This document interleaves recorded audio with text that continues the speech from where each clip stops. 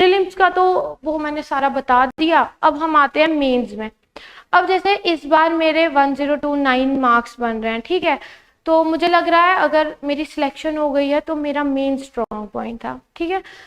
ये मेरी second attempt थी। जो मेरा फर्स्ट अटेम्प्ट था उसमें मेरे 1072 मार्क्स थे और फाइनल कट ऑफ 1076 पे था, मेरे 4 मार्क्स से रह गया था। लेकिन मेरे तब 930 आए थे मेंस में, वो बहुत अच्छा स्कोर है, ठीक है। तो मेरा एक्चुअली मेंस ही स्ट्रॉन्ग था, इसलिए मेरे आज ये रैंक आई है। तो अगर आप चाहते हो कि मेरी अच्छी रैंक आए, मैं भी किसी दिन ऐसे ही लेक्चर दूँ, तो मेंस अपना स्ट्रॉन्ग कर लो, ठीक है।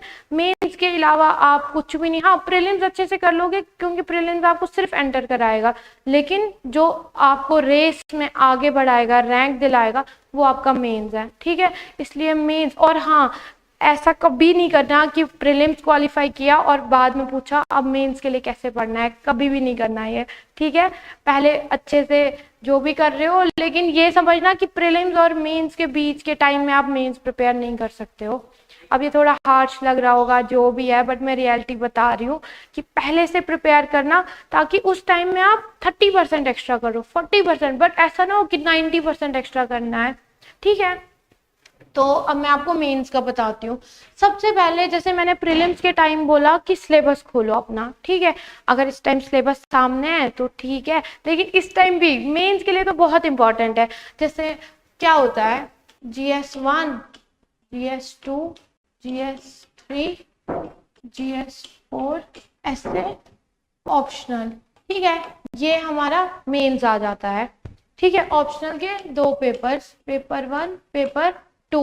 अब क्या है, आपने मेंस की प्रिपरेशन कैसे स्टार्ट करनी है। आप सबसे पहले सिलेबस खोलोगे, जो भी मेंस का सिलेबस है ना, यूपीएससी की वेबसाइट पे दिया हुआ है मेंस का सिलेबस, वो आप खोलोगे, ठीक है। उसको वर्ड बाय वर्ड पढ़ो, अगर समझ नहीं भी आ रही है उसको फिर भी पढ़ो।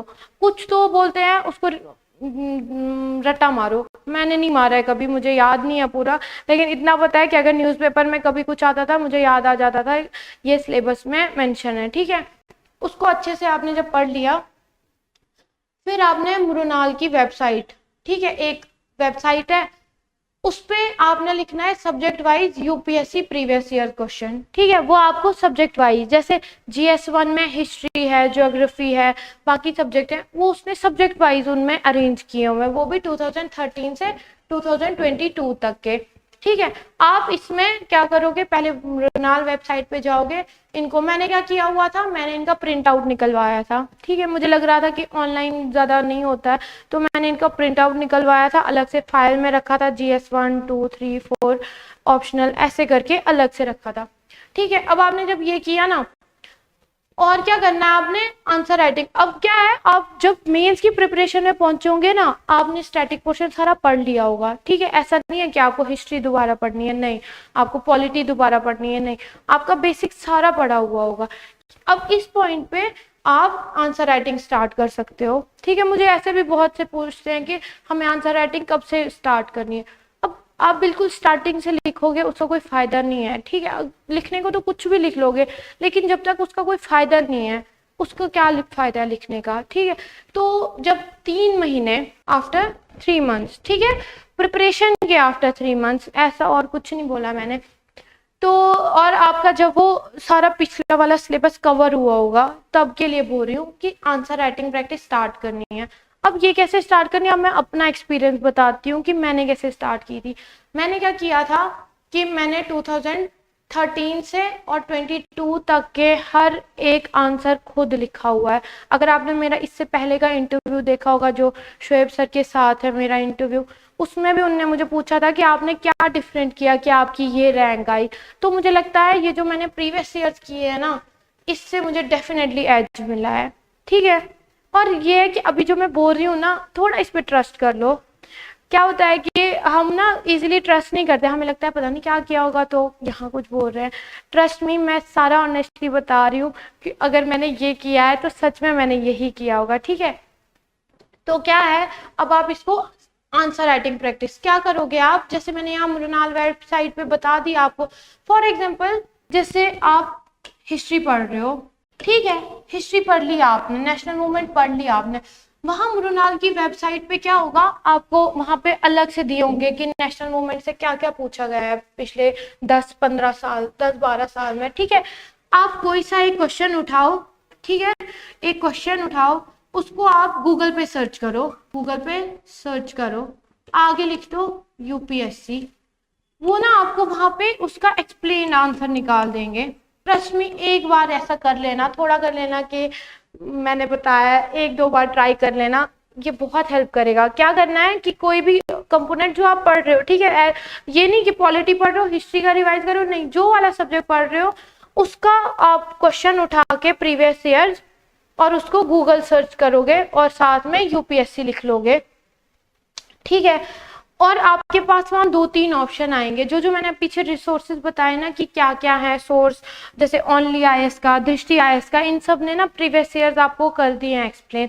वो जो एक बुक आती है मार्केट में, उसमें बहुत बेकार आंसर लिखे होते हैं, वो देखना भी नहीं, उससे लगता है कुछ और ही है मेंस, जबकि वैसा बिल्कुल नहीं होता है। मैंने वो लाई थी बट मैंने उससे पढ़ा नहीं, क्योंकि वो अजीब फॉर्मेट में लिखते हैं। इसमें आपको क्या होगा, जैसे अगर मान लो आप दृष्टि से देख रहे हो, ठीक है, दृष्टि आईएएस पे आपको निकल गया वो क्वेश्चन, अब उसमें क्या होगा, इंट्रो होगी, बॉडी होगी और कंक्लूजन होगी, और सेम इसी पैटर्न में आपने फाइनल में भी लिखना है, ठीक है। वहां आपने बिल्कुल वो ऐसे की तरह नहीं लिखना है कि अगला जो चेक कर रहा है वो बोर हो रहा है, नहीं, ऐसा नहीं लिखना है, आपने प्रॉपर इंट्रो, बॉडी, कंक्लूजन के फॉर्म में लिखना है।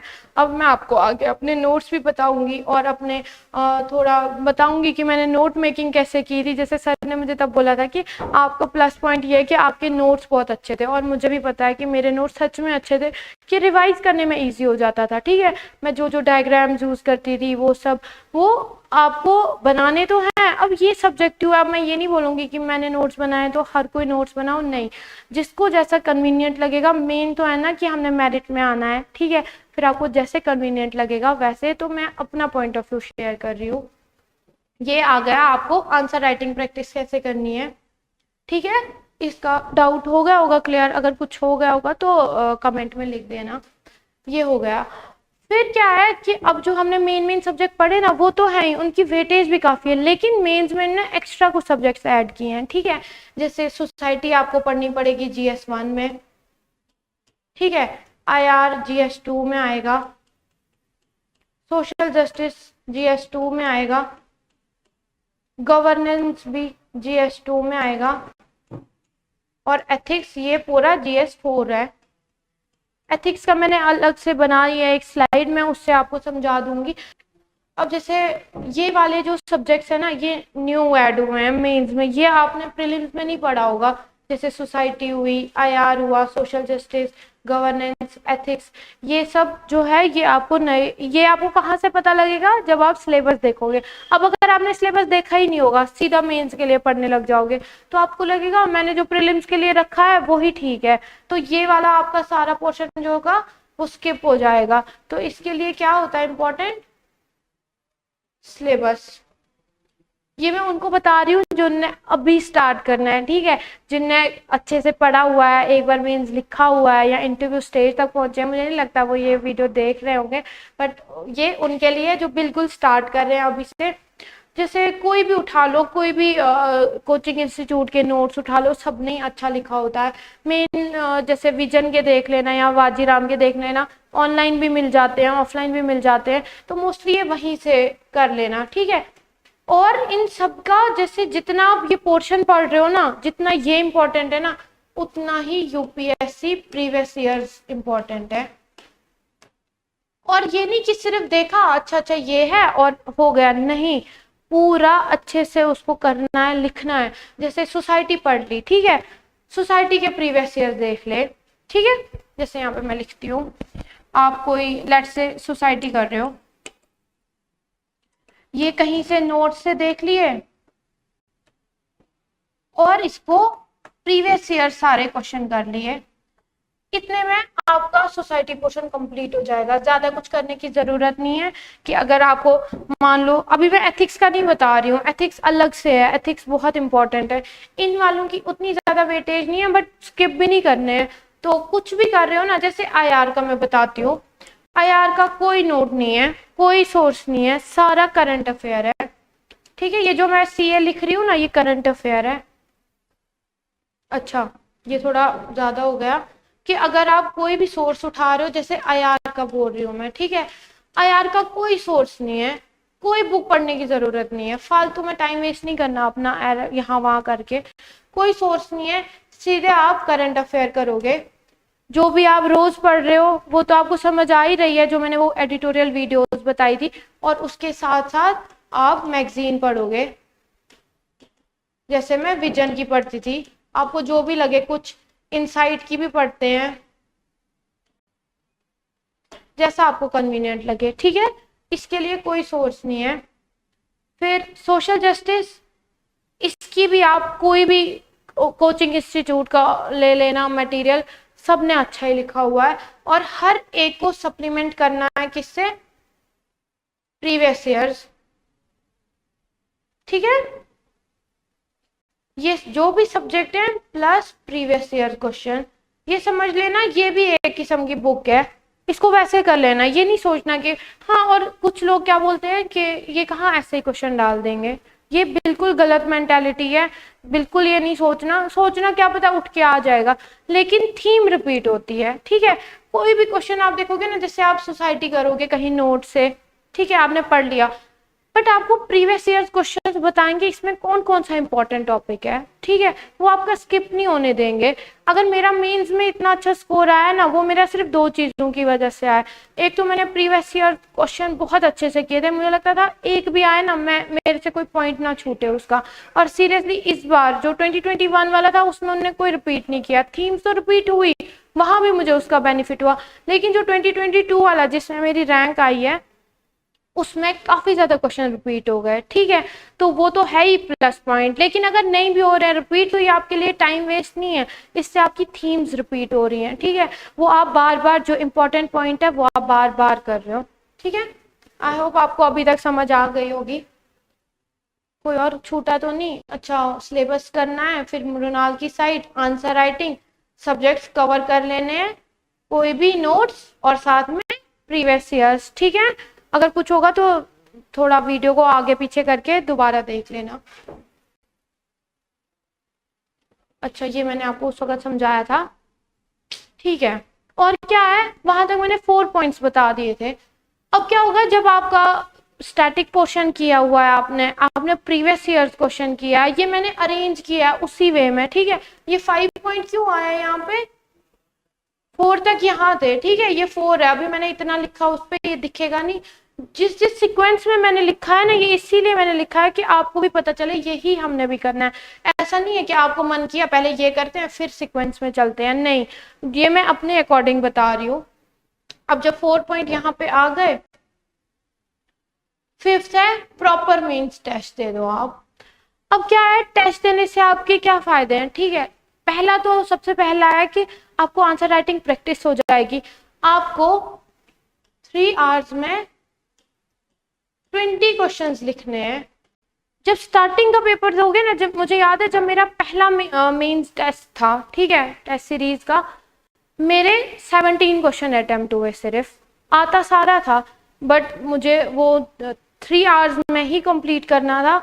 जब 3 आवर्स हो गए तो मैंने देखा मेरे 3 क्वेश्चन ही स्किप हो गए। अगर 15 मार्क के आपके स्किप हो रहे, आप तो 45 मार्क्स सीधा छोड़ के आ रहे हो, वो तो गलती नहीं है, वो ब्लंडर है, और वो मैंने पिछली बार किया था, इसलिए मैं आपको बोल रही हूँ कि ये कभी नहीं करना। इससे क्या हो जाएगा, आपका टेस्ट सीरीज से आपको टाइम मैनेजमेंट आ जाएगा कि 3 आवर्स में मैंने कैसे मैनेज करना है, ठीक है। इसकी मैं एक आपको टिप देती हूँ, जैसे मेरे कजिन आसिफ भैया मुझे गाइड करते थे, तो उनने मुझे बोला था एक टिप है कि आप कैसे इसको जल्दी कर सकते हो अटेम्प्ट, फुल पेपर जो है 3 आवर्स में कैसे कंप्लीट हो जाएगा आपके 20 क्वेश्चंस। उनने मुझे बोला था कि आपको इतना पता होगा ना कि फर्स्ट 10 क्वेश्चंस जो हैं वो 10 मार्कर होते हैं, ठीक है, इतना तो पता ही होगा, और लास्ट 10 क्वेश्चंस 15 मार्कर होते हैं। तो जब मैं अटेम्प्ट करती थी पेपर, तो मैं मेक श्योर करती थी कि पहले मैं 15 मार्कर अटेम्प्ट करूं, ठीक है। उससे क्या हो जाता है कि आप जो मेन पोर्शन है ना आपका, आप वो कवर कर रहे हो। और अगर आपने देखी होगी कि मेंस आसान ये शीट कैसी होती है, उसमें क्या होता है, आपको क्वेश्चन ऊपर लिखा होगा और 2 पेज रखे होंगे 10 मार्कर के लिए, इसके लिए 2 पेजेस रखे होंगे, ठीक है, और इसके लिए 3 पेजेस रखे होंगे।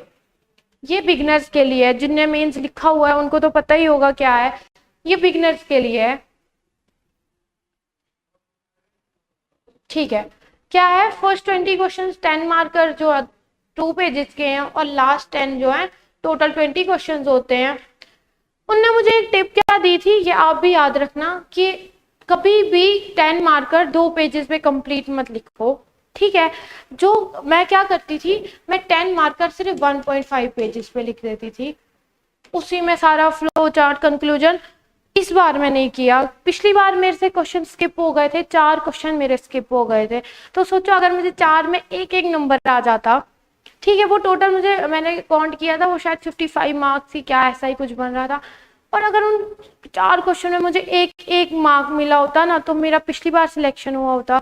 तो एक एक क्वेश्चन छोड़ने की ना मुझे वैल्यू पता है, तो मैं चाहती हूँ कि आप वो उस फेज से ना गुजरो, तो आप पहले ही प्रिपेयर करके जाओ कि फर्स्ट जो 10 क्वेश्चन है ना 10 मार्कर, वो आपने 1.5 पेजेस पे ही लिखने हैं, ज़्यादा लिखने की कोई ज़रूरत नहीं है। एग्जामिनर इतना नहीं देखता है मुझे लगता है, अब बाकी आप देख लेना।